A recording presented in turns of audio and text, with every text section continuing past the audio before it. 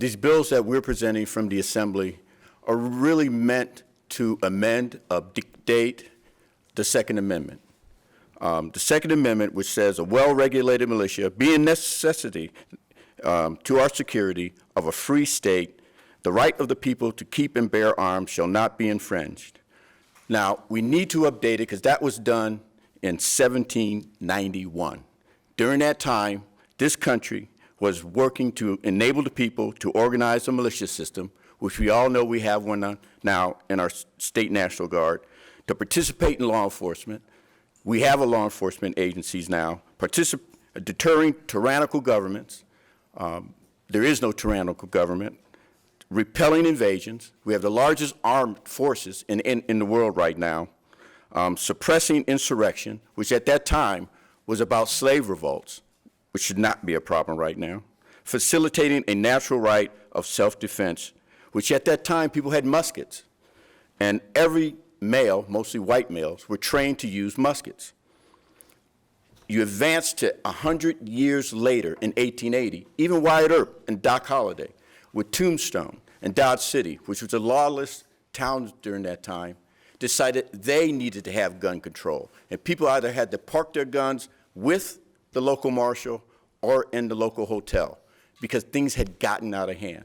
And then when you advance even further to now, even though we've looked at Chicago, you look at cities like DC and others which decided that they needed to have even more gun control, they decided that because things had just gotten out of hand. Laura was bright and beautiful at age 19 when she was killed in a rampage shooting in 2001. She had tremendous capability, kindness, and spirit. She graduated as high school valedictorian, and she was in the midst of her campaign for student body presidency at Haverford College at the time of her death.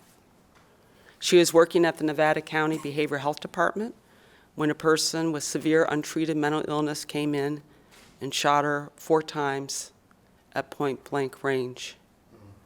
Laura died with her pen still in her hand. This happened because someone who had no business owning a gun had a house full of guns. I don't need to be reminded of National Gun Violence Awareness Day or week. Sadly, I'm aware of it every single day.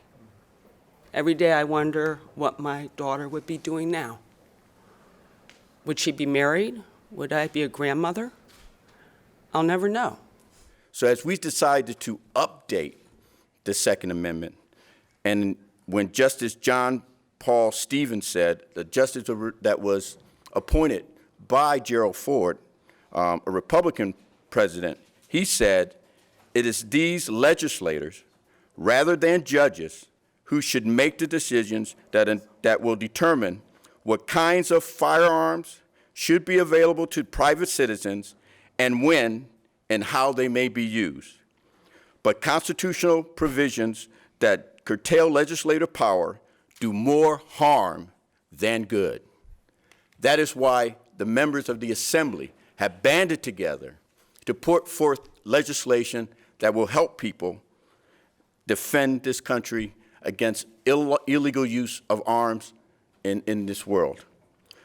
What we really need to put forward in the future, especially through our committee, is to continue to require background checks, ensure that Congress should make gun trafficking a federal crime. We should limit the availability of military-style weapons and high-capacity magazines, and this committee next year will ensure that we have more safeguards against people with mental illness and felons, that they do not have access to guns. The authors that you will hear from now, all of their bills have been thoroughly vetted, and as policy, they are the best policies that we have right now to go through the legislature and hopefully to be signed by the governor.